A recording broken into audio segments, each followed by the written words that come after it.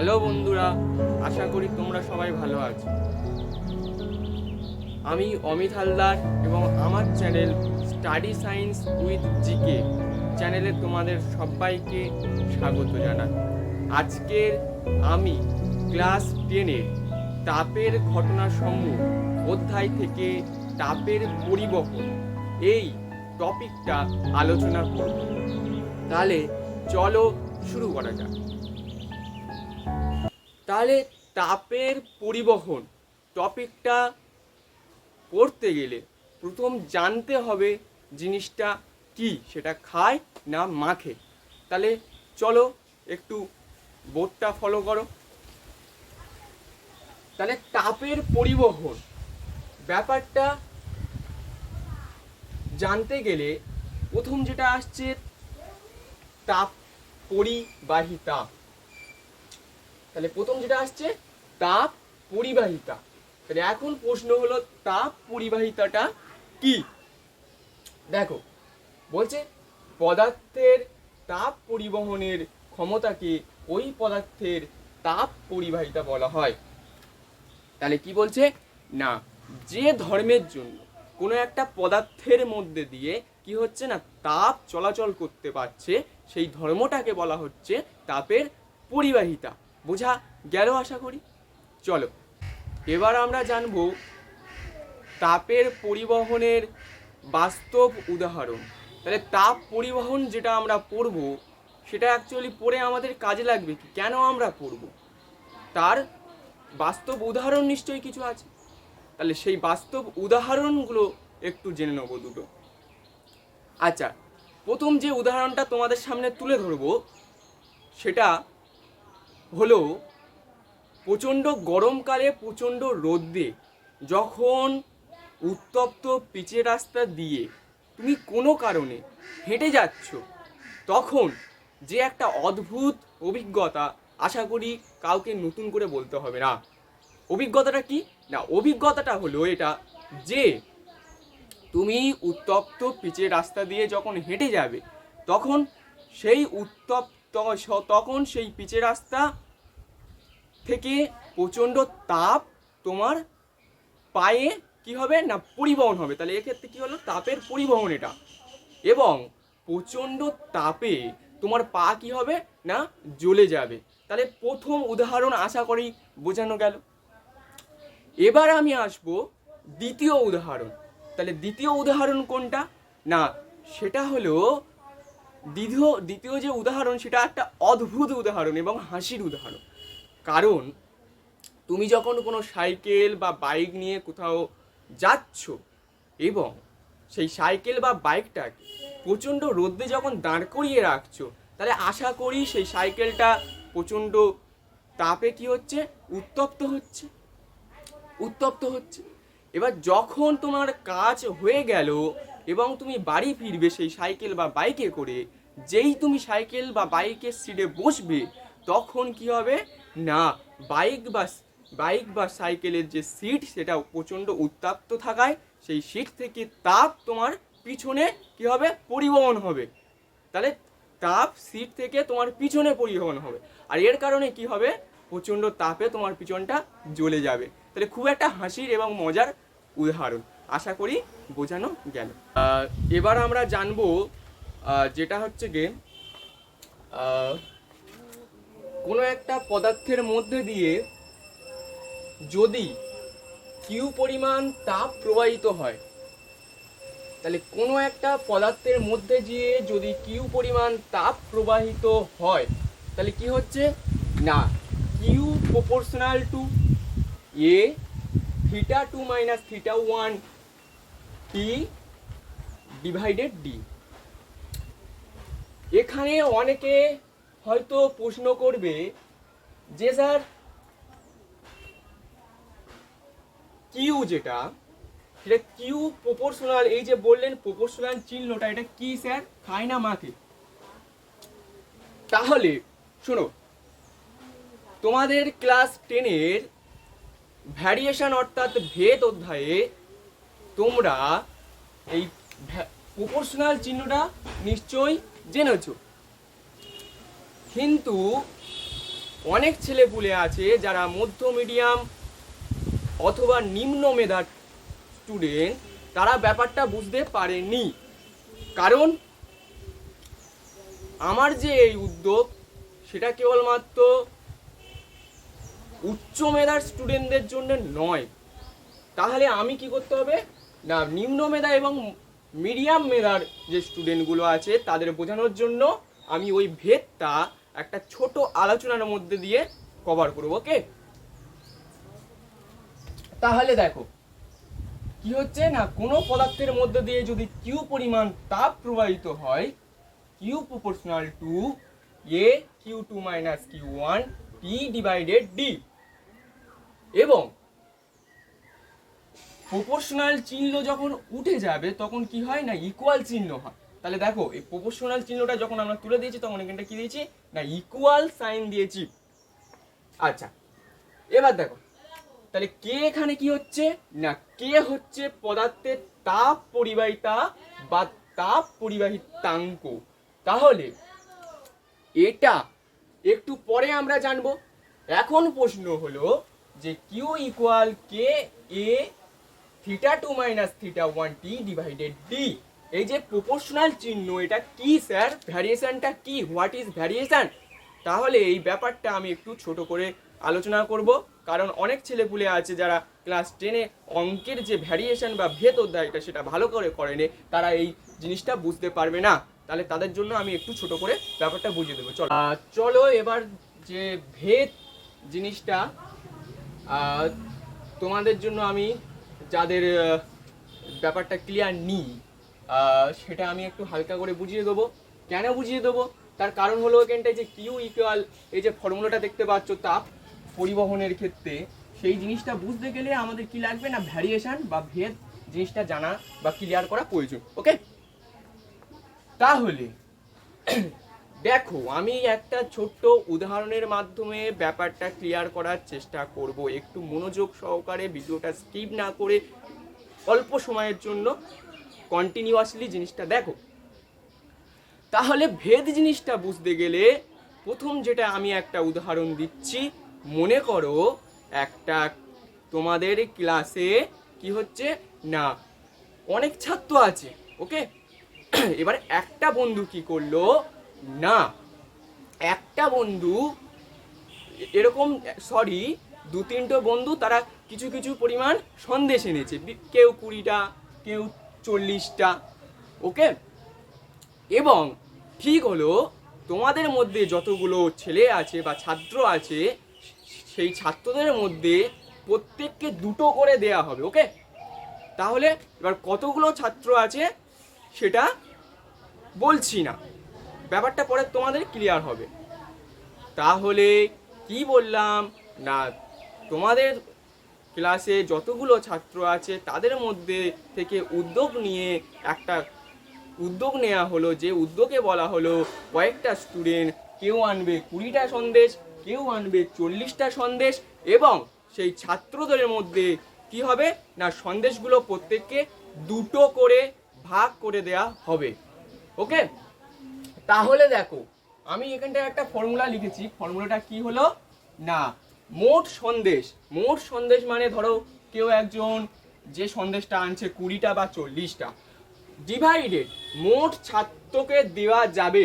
ওকে, তাহলে মোট সন্দেশ মানে কোনো একটা মোট সন্দেশ আনা হলো এবং মোট ছাত্রকে দেয়া যাবে, তাহলে মোট ছাত্রকে দেয়া যাবে ওটা আমাদের কাছে অজানা, এবং প্রত্যেকে পাবে কটা করে না, 2টো করে। তাহলে এই ব্যাপারটা আমরা কি হচ্ছে না জানা আছে যে প্রত্যেককে আমরা 2টো করে সন্দেশ দেবো। তাহলে দেখো আমি নাম্বার 1-এ কি হচ্ছে না, একজন কি হলো 20টা সন্দেশ আনলো। ওকে, তাহলে মোট সন্দেশের জায়গায় কি হচ্ছে না 20টা হচ্ছে, এটুকু বোঝা গেল। আচ্ছা, 20টা সন্দেশ আমরা প্রত্যেককে কটা করে দেবো, 2টো করে দেবো।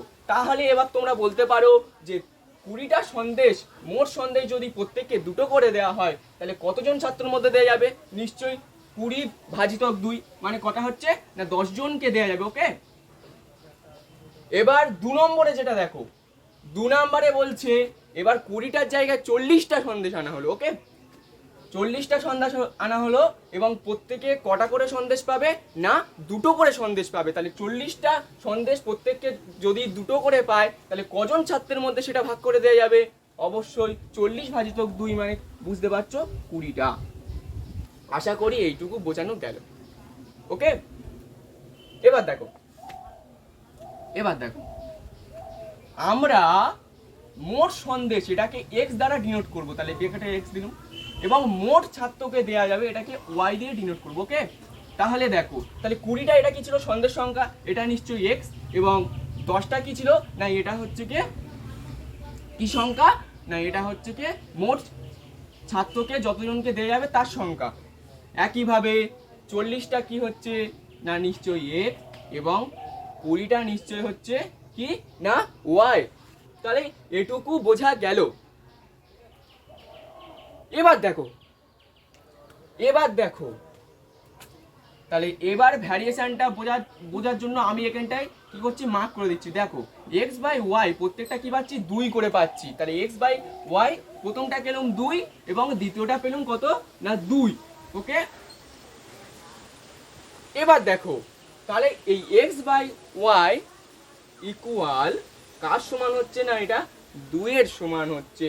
আর 2টা যেহেতু সব ক্ষেত্রে সমান থাকছে সেই জন্য 2টা কি হচ্ছে না কে দ্বারা বোঝাচ্ছে কনস্ট্যান্ট। ওকে, তাহলে দেখো এবার আমরা ভ্যারিয়েশনের মূল বিষয়টা জানবো। একটু লক্ষ্য করো, মেন পয়েন্ট এখানটাই একটু ইতস্তত হবে না। ভ্যারিয়েশন একটু লক্ষ্য করো। তাহলে দেখো এক্স বাই ওয়াই আমরা পাচ্ছি 2 কনস্ট্যান্ট যেটা। তাহলে দেখো এই এক্সটা বসে গেল, ওয়াইটা কি হলো না 2 এর সাথে গুণ হয়ে গেল। 2টা কি স্যার 2টা হলো স্যার কনস্ট্যান্ট। ওকে, তাহলে দেখো এবার তোমাদের এই যে প্রপোর্শনাল চিহ্নটা আমরা আশা করি বোঝাতে পারবো। এই প্রপোর্শনাল চিহ্নটা উঠে গেল, তাহলে কি হবে এখানটায় ভ্যারিয়েশন চিহ্ন হবে। ভ্যারিয়েশন চিহ্ন হলো প্রপোর্শনাল চিহ্ন উঠে গেল মানে সমান চিহ্ন উঠে গেল, তাহলে কনস্ট্যান্টটা উঠে যাবে। তাহলে কনস্ট্যান্ট উঠে গেল, দেখো ওয়াই এর পাশে কোনো কনস্ট্যান্ট নেই। তাহলে প্রপোর্শনাল চিহ্ন সমান চিহ্ন যখন প্রপোর্শনাল চিহ্ন হবে তখন কনস্ট্যান্ট উঠে যাবে এবং কনস্ট্যান্টের পাশে যে জিনিসটা থাকবে অর্থাৎ ওয়াইটা সেটা বসে গেল। তাহলে এটা কি মিন করছে স্যার যে এক্স প্রপোর্শনাল ওয়াই মিনস করছে যে এক্স এর মান বাড়লে ওয়াই এর মান বাড়বে এবং এক্স এর মান কমলে ওয়াই এর মান কমবে। এটাই হলো ভ্যারিয়েশন অর্থাৎ ভেদের মূল নিয়ম। আশা করি ব্যাপারটা বোঝানো গেল। আচ্ছা, তুমি বলতে পারো স্যার যে এক্স ওয়াই হঠাৎ করে এনে কি বোঝাতে। আচ্ছা, বাস্তব যেটা তুমি এখানটা লক্ষ্য করো, প্রথম যখন আমরা 20টা সন্দেশ আমরা যখন ছাত্রদের মধ্যে দুটো করে প্রত্যেককে ভাগ করে দিয়েছিলাম তখন কি হচ্ছে না তখন মোট ছাত্র পেয়েছিল 10টা করে। তাহলে এটা ওয়াই। ওকে, তাহলে 20টা এক্স ছিল, প্রত্যেকে পেয়েছে 10টা করে। ওকে, আর যখন আমরা 20টাকে বাড়িয়ে কি করলাম না স্যার 40 করলাম। ওকে, তাহলে আমরা এটা বাড়ালাম, তাহলে কার মান বাড়ালাম এক্স এর মান বাড়ালাম। তাহলে এখানটা দেখো আগে ওয়াই ছিল 10, এখন ওয়াই হলো কত না 20। তাহলে এক্স এর মান এই দেখো এক্স এর মান যেই বাড়ালাম কি হলো না স্যার ওয়াই এর মানটা অটোমেটিকলি বেড়ে গেল। তাহলে এই বেড়ে যাওয়ার ব্যাপারটা কি দিয়ে প্রকাশ করা হয়? এক্স ওয়াই এর মধ্যে রিলেশন, সেটা হচ্ছে প্রপোর্শনাল চিহ্ন বা ভ্যারিয়েশন বা ভেদ দিয়ে প্রকাশ করা হয়। অর্থাৎ এক্স এর মান বাড়লে ওয়াই এর মান বাড়বে এবং এক্স এর মান কমলে ওয়াই এর মান কমবে। আশা করি জিনিসটা আমি খুব সংক্ষেপে স্পিডলি বললাম, কিন্তু যা বলেছি অনেকটা বলেছি। কাদের জন্য? নিম্ন মিডিয়াম, নিম্ন মেধা, মধ্য মেধার স্টুডেন্টদের জন্য অটোমেটিকলি, এবং উচ্চ মেধার স্টুডেন্টরাও দেখতে পারো, কারণ আমরা তো আর উচ্চ মেধার স্টুডেন্ট নয়, মিডিয়াম মধ্য মেধার স্টুডেন্ট। তাই আশা করি নিম্ন মেধা এবং মধ্যবিত্ত মেধার যে স্টুডেন্টগুলোর যন্ত্রণা কোথায় সেটা বুঝতে পারি, সেই কারণে জিনিসটা আর একটু ক্লিয়ার করে দিলাম। আর এবার যে মেন টপিকটা ফিরে আসবো সেটা হচ্ছে কি তাপ, পদার্থের তাপ পরিবাহিতা মানে সেই সূত্রটা Q proportional to A theta 2 minus theta 1 T divided D. Okay, তাহলে ব্যাপারটা বুঝো। মনে করো আমি একটা আয়তকার কি নিয়েছি না পাদ নিয়েছি, যেটা ছবি অনুযায়ী তোমরা বুঝতে পারছো আশা করি। ওকে, আচ্ছা আয়তকার, এবার তারপর লিখতে হবে কি না ধরি কোনো আয়তাকার পাতের বেধ সমান ডি, প্রস্থচ্ছেদের ক্ষেত্রফল সমানে পাতের বেধ সমান ডি। ওকে, ও পাতটির দুই পৃষ্ঠের উষ্ণতার পার্থক্য কি হচ্ছে স্যার? না θ2 - θ1। এখন অনেকে প্রশ্ন করতে পারো স্যার কি বেধ, কি প্রস্থচ্ছেদের ক্ষেত্রফল, কি θ2 - θ1 স্যার বুঝতে পারছি না। তাহলে চলো একটা ছোট্ট এক্সাম্পল দেখানো যাক। তাহলে এই দেখো এটা কি হচ্ছে, এটা হচ্ছে স্যার একটা আয়তাকার পাত। একটা মোটা বই আমি নিয়েছি তোমাদের উদাহরণ সাপেক্ষে বোঝানোর জন্য। ওকে, দেখতে পাচ্ছ? এবার লক্ষ্য করো, প্রথম যেটা বলছে আয়তাকার পাতের বেধ স্যার ডি, মানে কোনটা তোমরা বুঝতে পারছো, ছবির সাথে মেলাবে, সেম জিনিস। আচ্ছা, এই যে দেখো বইটা যদি খুব পাতলা হতো তাহলে কি এই যে মোটা অংশটা আমরা বুঝতে পারতাম? দেখো এই যে আমি দুটো আঙুল দিয়ে যে জিনিসটা ধরলাম, তাহলে এই যে জিনিসটা ধরলাম এটা কি হলো স্যার? এটা হলো এই পাতটার বেধ। ওকে, আচ্ছা বেধ বোঝানো গেল। এবার জানবো স্যার প্রস্থচ্ছেদের ক্ষেত্রফলটা কি স্যার। লক্ষ্য করো, তাহলে এই যে আমি পাতটা নিয়েছি, এই যে আমার এই আঙুল বরাবর আমি একবার দেখিয়ে দিচ্ছি, এই প্রান্ত থেকে এই প্রান্ত, এটা কি হলো? পাতটার দৈর্ঘ্য, বোঝা গেল? আরেকবার বলছি, এই প্রান্ত থেকে এই প্রান্ত, এটা কি হলো? পাতটার দৈর্ঘ্য, বোঝা গেল? এবং এই প্রান্ত থেকে এই প্রান্ত, এটা কি হলো স্যার? এটা হলো স্যার পাতটার প্রস্থ। তাহলে তাহলে স্যার পাতের প্রস্থচ্ছেদের ক্ষেত্রফল মানে কি? দৈর্ঘ্য ইন্টু প্রস্থ, মানে দৈর্ঘ্য মানে এই প্রান্ত থেকে এই প্রান্তের দৈর্ঘ্য, আর এই প্রান্তের এই প্রান্তের মধ্যবর্তী দূরত্ব হচ্ছে গিয়ে প্রস্থ। তাহলে এটা গেল কি হলো? পাতটার প্রস্থচ্ছেদের ক্ষেত্র। এখানে আমার একটু ভুল হয়েছে, এখানে আমি দেখো কোনো আয়তাকার পাতের বেধ আবার পাতের বেধ দুবার লিখেছি, তাহলে কি করছি না একবার মুছে দিচ্ছি। তাহলে আপাতত বেধ বোঝানো গেল, প্রস্থচ্ছেদের ক্ষেত্রফল মানে এটা বোঝানো গেল। এবার আমি যেটা বোঝাবো পরের টপিকে, দেখো তোমরা উষ্ণতার পার্থক্য দুই পৃষ্ঠের, যেটা θ2 - θ1 স্যার এটা বুঝতে পারছি না। তাহলে দেখো, তাহলে এই পাতটার মধ্যে দিয়ে যখন এই পৃষ্ঠ থেকে এই পিছনের পৃষ্ঠে তাপ আসবে, এরকম ভাবে বেরোবে, তাহলে তাপ এইভাবে ঢুকবে এবং এই দিক থেকে বেরোবে। তাহলে এই পৃষ্ঠের উষ্ণতা যদি Q2 হয়, এই পৃষ্ঠের উষ্ণতা কি হবে না ওটা মিস্টেক হয়ে যাচ্ছে, কিউ নয় থিটা। তাহলে এই পৃষ্ঠের উষ্ণতা যদি θ2 হয়, তাহলে এই পৃষ্ঠের উষ্ণতা কি হচ্ছে? θ1। তাহলে কি হচ্ছে না এক্ষেত্রে θ2 গ্রেটার দ্যান θ1। সেই কারণে এই পৃষ্ঠ থেকে, অর্থাৎ বেশি উষ্ণতা অংশ থেকে কম উষ্ণতা অর্থাৎ θ1, এই পৃষ্ঠে তাপের পরিবহন হবে। তাহলে আশা করি ব্যাপারটা বোঝানো গেল। আচ্ছা, আগের যতটুকু শেষ হয়েছিল তার পরের স্টেপ থেকে হচ্ছে, আমার যেহেতু বোর্ডটা ছোট, দেখো এখন টি সময় ধরে পাতটির মধ্য দিয়ে যদি কিউ পরিমাণ তাপ প্রবাহিত হয়, তাহলে এই যে পাতটা আমরা নিয়েছি তার মধ্যে দিয়ে যদি টি সময় ধরে, না এখানটা সময় কি না স্যার টি, তাহলে সময় টি সময় ধরে যদি Q2 এই উষ্ণতা থেকে θ2 থেকে θ1, এই যে উষ্ণতার পার্থক্য এক পৃষ্ঠ থেকে অপর পৃষ্ঠে যদি কিউ পরিমাণ তাপ প্রবাহিত হয়, তাহলে কি হবে স্যার? তাহলে কি হবে? ওই যে প্রবাহিত তাপ মানে কিউ পাতটির ক্ষেত্রফলের সমানুপাতিক। তাহলে বুঝতে পারছো যে ভেদ জিনিসটা আগে আমরা সমানুপাতিক পড়েছিলাম, এক্স প্রপোর্শনাল টু ওয়াই, সেটা কোথায় কাজে লাগছে? তাহলে কি হলো যে প্রবাহিত তাপ কিউ পাতটির ক্ষেত্রফল এই যে এ আছে এর সমানুপাতিক। মানে মানেটা হলো যে পাতটার প্রস্থচ্ছেদের ক্ষেত্রফল যত বড় হবে তত কি হবে? বেশি পরিমাণ তাপ প্রবাহিত হবে। আমরা তো এটাই বুঝেছি এক্স প্রপোর্শনাল ওয়াই এর মধ্যে দিয়ে, যে সন্দেশ সংখ্যা যত বাড়বে তত বেশি জন ছেলের মধ্যে দেওয়া যাবে, সেটা মানে এক্স প্রপোর্শনাল টু ওয়াই। একইভাবে প্রস্থচ্ছেদের ক্ষেত্রফল এ যত বড় হবে তাহলে প্রবাহিত তাপের পরিমাণটাও বেশি হবে। আচ্ছা, 2 নম্বরে দেখো, 2 নম্বরে বলছে প্রবাহিত তাপ মানে যেটা কিউ, সেটা কি হচ্ছে না দুই পৃষ্ঠের উষ্ণতা পার্থক্য। তাহলে দুই পৃষ্ঠের উষ্ণতা পার্থক্য মানে স্যার θ2 - θ1, এই যে θ2 - θ1 এর সমানুপাতিক। এর সমানুপাতিক, মানে কিউ প্রপোর্শনাল টু θ2 মাইনাস θ1। মানে ব্যাপারটা বুঝতে পারলাম না স্যার। তার কারণ হলো যে দুই পৃষ্ঠের উষ্ণতার পার্থক্য যত বেশি হবে প্রবাহিত তাপের পরিমাণটাও তত বেশি হবে, প্রপোর্শনাল চিহ্ন এটাই মিন করছে। এবার আমরা 3 নম্বরে কি আছে সেটা জানবো।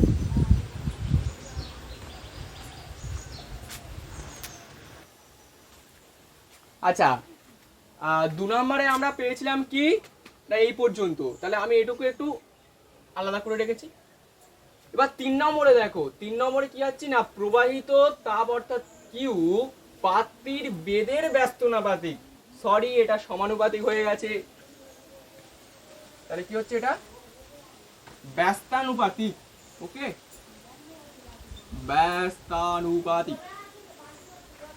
এবার দেখো তাহলে কিউ প্রপোর্শনাল টু 1/d, তাহলে আগে আমরা কি পেয়েছিলাম যখন সমানুপাতিক হতো, যদি এক্স আর ওয়াই মধ্যে সমানুপাতিক হয় তাহলে কি হবে এক্স প্রপোর্শনাল টু ওয়াই, যদি এক্স এর সাথে ওয়াই ব্যস্তানুপাতিক হয় কি হবে তাহলে X proportional to Y by Y, মানে ওয়াইটাকে লাথি মেরে নিচে ফেলে দেওয়া হবে। ওকে, তাহলে একইভাবে দেখো প্রবাহিত তাপ যদি কিউ হয় এবং পাত্রীর বেদ যদি ডি হয় তাহলে কি হবে কিউটা প্রপোর্শনাল টু ডি এবং ডিটা উপরে থাকবে না কারণ এটা সমানুপাতিক নয়, এই ব্যস্তানুপাতিকে লাথি মেরে নিচে ফেলে দেওয়া হবে, তাহলে কিউ প্রপোর্শনাল টু 1/d আপাতত বোঝানো গেল। এবার যেহেতু আমার বোর্ডটা ছোট তাহলে এখান থেকে আমি পরের অংশটা পরের স্লাইডে করছি।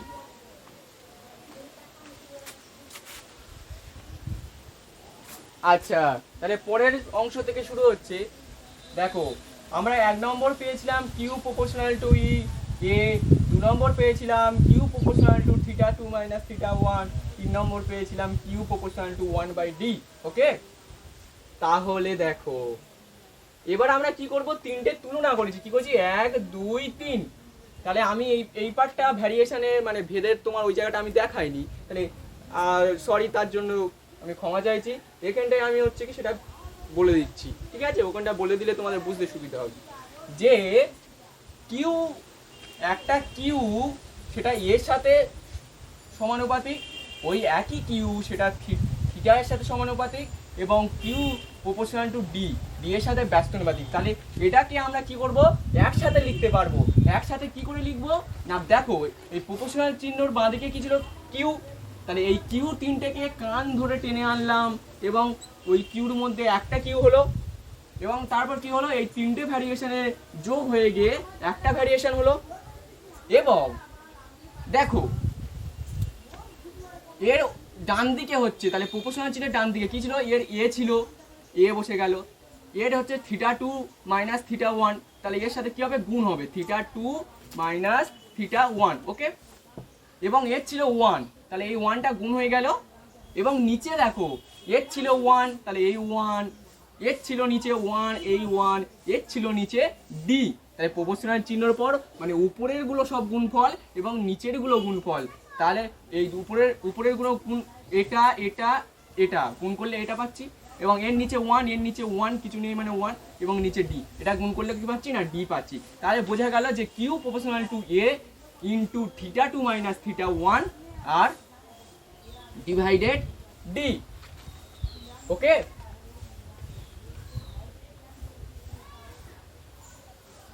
আচ্ছা আচ্ছা আচ্ছা, সরি আমার আরেকটা ভুল হয়ে গেছে, সে ভুলটা হলো কি না এখানটা আরেকটা হবে, তাহলে আমরা 3 নম্বর পর্যন্ত সত্য করেছিলাম, 4 নম্বরে একটা হবে, তাহলে 4 নম্বরে কি হবে সেটা আমি লিখতে ভুলে গেছি। তাহলে দেখো এই যে কিউটা যেমন এর ওপর নির্ণয় করে, ডি এর ওপর নির্ণয় করে, থিটার ওপর নির্ণয় করে, সেই সাথে টি এর ওপর নির্ণয় করে, মানে কতটা সময় ধরে সেই তাপটা প্রবাহিত হচ্ছে সেটা আমি মিসিং করে গেছি। তাহলে আমার কি করতে হবে, আমার 4 নম্বরে আমি দেখিয়ে দিচ্ছি। 4 নম্বরে কি হবে, 4 নম্বরে আমি আর লিখছি না, এটা আমি জাস্ট তোমাদের সূত্রের সাহায্যে বুঝিয়েছি কিরকম হবে। 4 নম্বরে হবে প্রবাহিত তাপ ব্র্যাকেটে কিউ। ওকে, তাহলে প্রবাহিত তাপ ব্র্যাকেটে কিউ, ওটা আমি আর বাংলাটা আর লিখছি না, তাহলে প্রবাহিত তাপ ব্র্যাকেটে কিউ কি হচ্ছে প্রপোর্শনাল টু টি, মানে সময়ের সমানুপাতিক।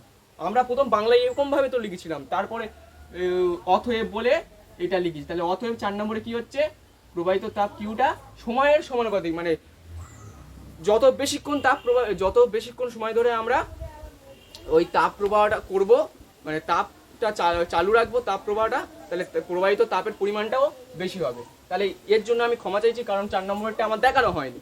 তাহলে এখানটা আমি দেখানো দিচ্ছি। দেখো 4 নম্বরে কি হচ্ছে না, কিউ প্রপোর্শনাল টু টি। ওকে, তাহলে দেখো এবার যেটা আমি 3টে দিয়ে বুঝিয়েছিলাম সেটা এবার 4টে। তাহলে এই 4টে কিউর মধ্যে একটা কিউ হলো প্রপোর্শনাল, 4টের মধ্যে একটা 4টে হলো, আর উপরের কোনো গুণফল, তাহলে উপরে এখানটা টি ছিল, তাহলে আমরা তো 3টে করেছি, তাহলে এই টিটা উপরে গুণ হয়ে গেল, তাহলে এখানটা শুধু একটা টি হবে। ওকে, তাহলে বোঝা গেল। এবার দেখো, এবার আমরা ভ্যারিয়েশনে কি জেনেছি, যখন ভ্যারিয়েশন চিহ্নটা উঠবে তখন ইকুয়াল চিহ্ন হবে। ওকে, ভ্যারিয়েশন যখন চিহ্নটা উঠে যাবে, আমরা জেনেছিলাম যখন ইকুয়াল চিহ্নটা উঠে যাবে। ওকে, এবার আমরা জানবো যে এই ভ্যারিয়েশন চিহ্নটা যখন ইকুয়াল চিহ্ন হবে, আগে আমরা জেনেছিলাম ইকুয়াল চিহ্নটা যখন ভ্যারিয়েশন হবে, তাহলে এটা উল্টো করছি, এটা উল্টো করলে কি হবে, ভ্যারিয়েশনটা চিহ্নটা যখন ইকুয়াল চিহ্ন হবে তখন একটা ধ্রুবক হবে কে, তাহলে এই ধ্রুবকটা কে মানে কনস্ট্যান্ট, এটা ধ্রুবক একটা কে এলো, তাহলে কে এলো এ θ2 মাইনাস θ1, তারপরে টি আছে এবং নিচে কি রয়েছে না স্যার ডি আছে। তাহলে দেখো প্রবাহিত তাপ কিউটা কি হচ্ছে, কিউ ইকুয়াল কে এ θ2 minus θ1 into T divided D, তাহলে এটার কি হচ্ছে সমান হয়, তাহলে এইটা প্রমাণ হয়ে গেল। আচ্ছা, আমি লিখে দিচ্ছি প্রুফ, PROVED। তাহলে আশা করি মেন জিনিসটা বোঝানো গেছে। ওকে, আচ্ছা, এখানে কেটা কি স্যার, কেটা হলো, একটু লিখে রাখতে হবে, কে হলো তাপ পরিবাহিতা, কে হলো তাপ পরিবাহিতা, যেটা কি হয় ধ্রুবক হয়, বিভিন্ন পদার্থের ক্ষেত্রে একই হয়, ধ্রুবক বিভিন্ন পদার্থের ক্ষেত্রে বিভিন্ন রকম হয়। তাহলে কে যে কনস্ট্যান্টটা উঠবে ওটা কি হবে, তাপ পরিবাহিতা। চলো, আচ্ছা, এবার আমরা জানবো যে কে আমরা যেটা পেয়েছিলাম তাপ পরিবাহিতাঙ্ক, এই যে আমরা সূত্রটা পেয়েছিলাম, কি ছিল সূত্রটা, কিউ ইকুয়াল কে ইন্টু এ θ2 minus θ1 into T divided D. তাহলে এই যে সূত্রটা, এই সূত্রের মধ্যে যে কেটা তোমরা দেখতে পাচ্ছ, সেই কেটাকে কি বলা হচ্ছে স্যার, সেই কেটাকে বলা হচ্ছে স্যার তাপ পরিবাহিতাঙ্ক। তাহলে এই তাপ পরিবাহিতাঙ্কের সংজ্ঞাটা আমি জানবো, তাহলে সংজ্ঞাটা কি বলছে দেখে নাও।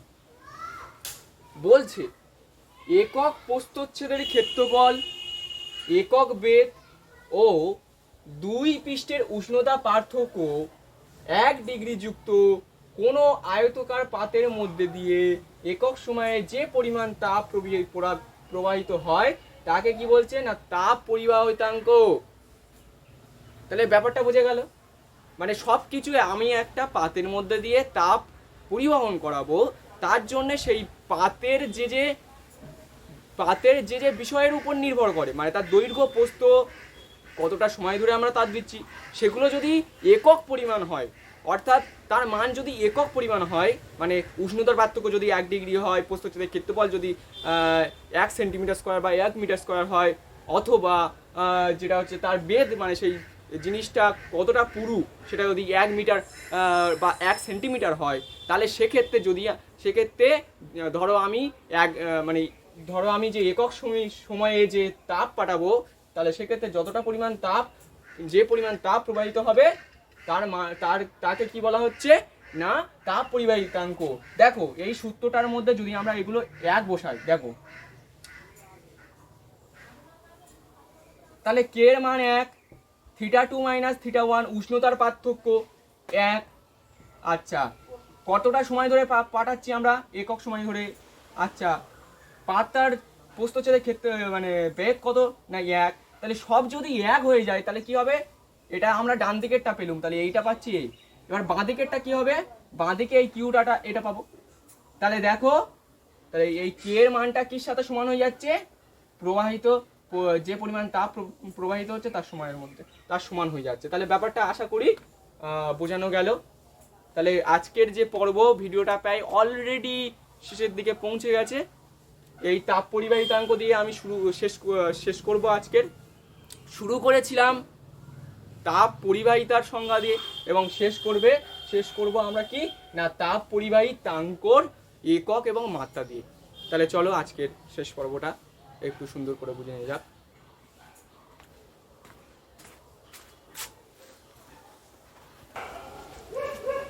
আচ্ছা, এখন আমরা কি করব না তাপ পরিবাহিতাঙ্ক, যার নাম হচ্ছে তাপ পরিবাহিতা, তাহলে দুটো একই নাম, পরিবাহিতাঙ্ক এবং পরিবাহিতা একই জিনিস, তার এককটা আমরা এখন জানবো, ঠিক আছে।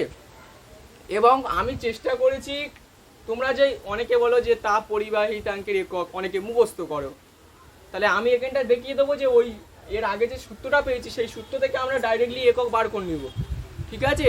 এটাই নিয়ম। তাহলে ফিজিক্স মানে মুখস্থর কোনো জায়গা নেই, জাস্ট সূত্র এবং বুঝে করলে অটোমেটিক প্রত্যেকটা অ্যান্সার লেবে আসবে। এবার আবার সেই একই পয়েন্টে যে অনেক ছেলেপুলে আছে যারা নিম্ন মেধা বা মধ্য মেধার স্টুডেন্ট, তারা কি করে না ব্যাপারটা বুঝতে পারে না, তাদের ক্ষেত্রে একান্ত যদি না আমার এই জিনিসটা তাদের কাছে সহজ লাগে তাহলে তারা মুখস্থ করবে, এছাড়া তো কোনো উপায় নেই। কিন্তু আমি চেষ্টা করব সহজ করে বোঝানোর। তাহলে একটু দেখো, ধৈর্য ধরে একটু দেখো। তাহলে আমরা আপাতত তাপ পরিবাহিতার ক্ষেত্রে যে সূত্রটা Q equal K theta two minus theta one T divided D, এই জিনিসটা বুঝতে পেরেছি। এখন আমাদের কে লাগবে, কে এর একক বার করতে হবে। তাহলে আমাদের এর মধ্যে থেকে আমাদের কি করতে হবে, বাঁদিকে কে দিয়ে সমীকরণটা আনতে হবে। তাহলে দেখো এই যে ডি আর কিউ কোনাকুনি গুণ করে দিলাম, তাহলে কিউ ডি, আর ডান দিকটা এরকম পড়ে রইলো, এইটা এখানটা পড়ে রইলো। তারপর কি করলাম, আমাদের কে লাগবে, কে কোথায় আছে, ডান দিকে আছে, তাহলে কে এর কান ধরে বাঁদিকে আনলাম, তাহলে কে এর সাথে পুরোটার যে গুণ ছিল সেটা বাঁদিকে আনলাম। এবার দেখো এই কিউডিটা হচ্ছে আমাদের লাগবে না, ওর লাথি মেরে ডান দিকে সরিয়ে দিলাম, হয়ে গেল। আচ্ছা, এবার দেখো কে এর সাথে অনেক কিছু যুক্ত আছে, theta two minus theta one, তাহলে আমার শুধু কেটা রাখতে হবে, কেটাকে সেপারেট করতে হবে। তাহলে কে এখানে থাকলো, বাদ বাকিগুলো সব কান ধরে টেনে কি করলাম, এই কিউডির নিচে কোনাকুনি ভাবে এগুলো লেবে এলো।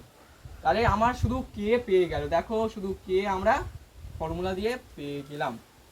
এবার দেখো কে পাচ্ছি কি না, কে ইকুয়াল মানে তাপ পরিবাহিতাঙ্ক ইকুয়াল কি হচ্ছে না Q D divided A theta two minus theta one into T, তাহলে এটা সমান হচ্ছে।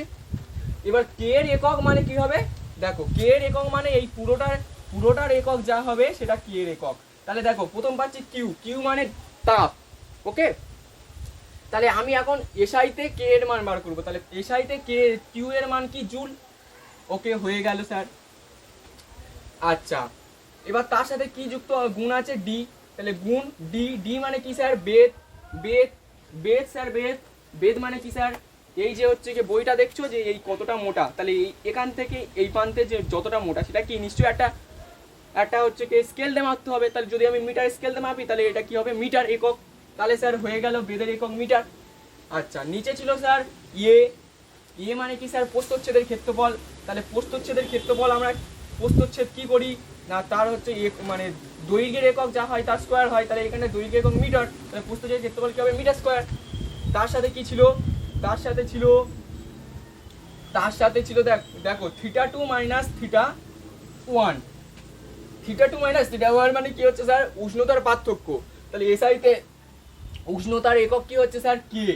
তাহলে এই কে আর এই কে আলাদা জিনিস, এটা হচ্ছে কি তাপ পরিবাহিতাঙ্ক কে এর মান, আর এই কেটা হলো কেলভিন, যেটা হচ্ছে কি উষ্ণতার এসআই একক। তাহলে এইখানটায় কে মানে এটা আলাদা কে আর এটা আলাদা কে, এটা হচ্ছে তাপ পরিবাহিতাঙ্ক, এটা কি হচ্ছে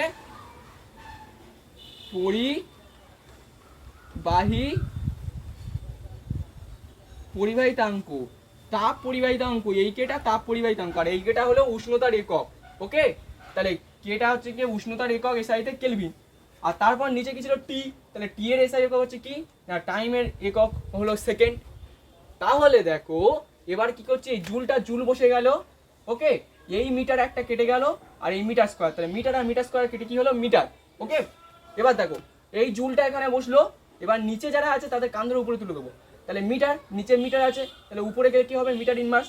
আচ্ছা, নিচে কে আছে, তাহলে উপরে সেটা চলে গেলে কি হবে কে ইনভার্স, এবং নিচে সেকেন্ড আছে সেটা উপরে চলে গেলে কি হবে সেকেন্ড ইনভার্স। তাহলে আমরা অলরেডি পেয়ে গেলাম কে এর এসআই একক কি হচ্ছে না joule metre inverse K inverse second inverse, এটা হচ্ছে এসআই একক। একইভাবে এইটা থেকে ফলো করে আমরা কি হবে সিজিএস এককটা লিখে দিতে পারবো। তাহলে জুল এটা কি তাপের এসআই একক, তাহলে জুলের জায়গায় কি হবে সিজিএস একক কি হচ্ছে তাপের ক্যালোরি সিএল, এবং মিটার এটা কি হচ্ছে না দৈর্ঘ্যের এসআই একক, তাহলে এখানটা দৈর্ঘ্য সিজিএস একক কি হচ্ছে সেন্টিমিটার, সেন্টিমিটার তার টু দি পাওয়ার -1 বসে গেল। আচ্ছা কেটা হচ্ছে কি এসআইতে উষ্ণতার একক কেলভিন, তাহলে সিজিএস পদ্ধতিতে কি হবে না উষ্ণতার একক হচ্ছে কি ডিগ্রি সেন্টিগ্রেড এবং তার মাথায় -1, এবং সেকেন্ড ইনভার্স এটা কি হচ্ছে না স্যার এটা টাইমের একক, এটা এসআইতে যা হয় এটা সিজিএস পদ্ধতিতেও একই হয়, তাহলে সেকেন্ডটা একই থাকবে। ওকে, তাহলে এটা কি হলো কে এর কি হলো স্যার সিজিএস একক। ওকে, তাহলে মোটামুটি আমি বোঝাতে পারলাম, যারা জিনিসটা বুঝতে পারবে না তারা কি করবে মুখস্থ করবে, এছাড়া কোনো উপায় নেই। যে যে এসআই মানটা joule metre inverse K inverse second inverse এবং সিজিএস মানটা calorie centimetre square degree centigrade to the power -1 second inverse. Okay, এই যে টু দি মানে কোনো কিছু যে সেন্টিমিটার টু দি মাথায় যখন -1 থাকবে এটাকে কি বলা হয় না এটা এরকম করে উচ্চারণ করবে যে সেন্টিমিটার টু দি পাওয়ার -1 বা সেকেন্ড টু দি পাওয়ার -1, বা আর একটা বলতে পারো সংক্ষেপে কি হবে যে সেন্টিমিটার ইনভার্স, ইনভার্স মানে টু দি পাওয়ার -1। ওকে, তাহলে আশা করি তাপ পরিবাহিত অঙ্কর এককটা বোঝানো গেল, এবং আজকের ভিডিও চলো যে শেষ টপিক যেটা হচ্ছে কি তাপ পরিবাহিত অঙ্কর মাত্রাটা সেটা দেখিয়ে আজকে ভিডিওটা শেষ করব। আজকের ভিডিওর যে শেষ পার্টটা সেটা হচ্ছে কি তাপ পরিবাহিতাঙ্ক কে এর একক জানলাম, এবার আমরা মাত্রাটা জানবো এবং এখানে ভিডিওটা শেষ হবে। তাহলে তাপ পরিবাহিতাঙ্ক কে এর মাত্রা দেখো কি হচ্ছে না আমরা পেয়েছি, এর আগে আমি দেখিয়েছি যে মেন সমীকরণ থেকে কে ইকুয়াল কি পাচ্ছি না কিউডি ডিভাইডেড এ θ2 - θ1 * টি। ওকে, তাহলে এখান থেকে আমি কি করব ফর্মুলা থেকে আমি মাত্রাটা আনবো, একটু ধৈর্য ধরে মাথা ঠান্ডা করে ব্যাপারটা বুঝলাম। তাহলে দেখো এই যে কিউডি, তাহলে কিউটা কি হচ্ছে না কিউটা হচ্ছে স্যার তাপ, বোঝা গেল। আচ্ছা ডিটা এখানে কি স্যার ডি হলো ওই যে পাত, সেই পাতের বেদ, তাহলে বেদ হয়ে গেল স্যার। আচ্ছা এটা কি স্যার এটা হলো স্যার ওই পাতটার ক্ষেত্রফল পৃষ্ঠতলে। আচ্ছা θ2 - θ1 স্যার এটা কি হলো না θ2 - θ1 এটা হলো স্যার উষ্ণতার পার্থক্য, পাতের দুই পৃষ্ঠের উষ্ণতা পার্থক্য, তাহলে এটা কি হলো θ2 - θ1 এটা কি হলো স্যার উষ্ণতা।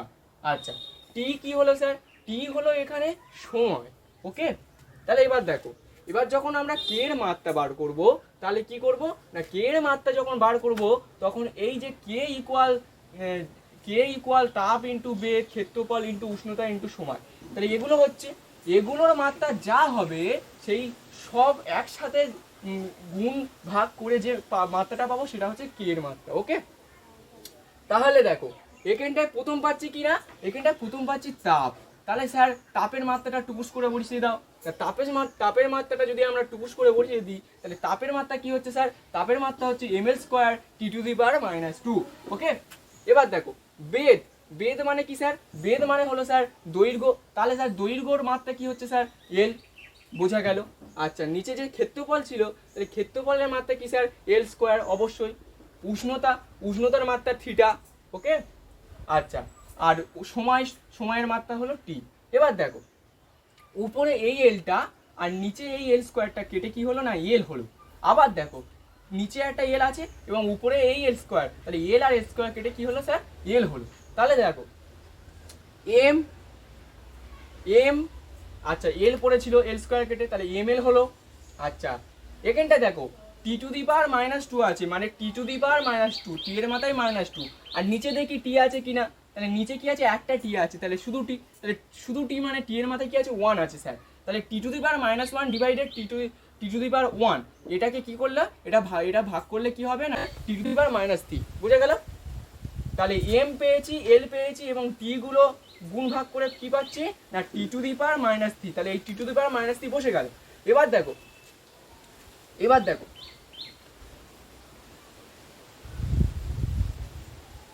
আচ্ছা এবার দেখো এবার আর পড়ে আছে কে না স্যার পড়ে আছে হচ্ছে কে পড়ে আছে হচ্ছে কি স্যার থিটা, তাহলে থিটা নিচে পড়ে আছে, থিটাটা যখন আমরা উপরে তুলবো কি হবে, থিটা টু দি পাওয়ার -1 হয়ে যাবে। ওকে, তাহলে বোঝা গেল তাহলে কি হচ্ছে স্যার না তাপ পরিবাহিতাঙ্কর মাত্রা হলো ml t to the power -3 theta T to the power -1 বা থিটা স্মার্ট ইনভার্স। তাহলে আশা করি বোঝানো গেল।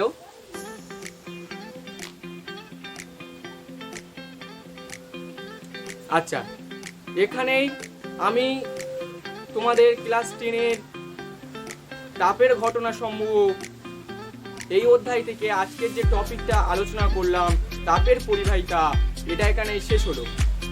এবং এর যে আগের অংশটুকু অর্থাৎ পার্ট 1-এ যে ভিডিও, হ্যাঁ মানে সেই ভিডিওটা ছিল তাপের কি না তাপীয় প্রসারণ, সেই ভিডিওটা আমি এই ভিডিওর ডেসক্রিপশানে লিঙ্ক হিসেবে দেয়া থাকবে, তোমরা সেখানটায় গিয়ে ওটাকে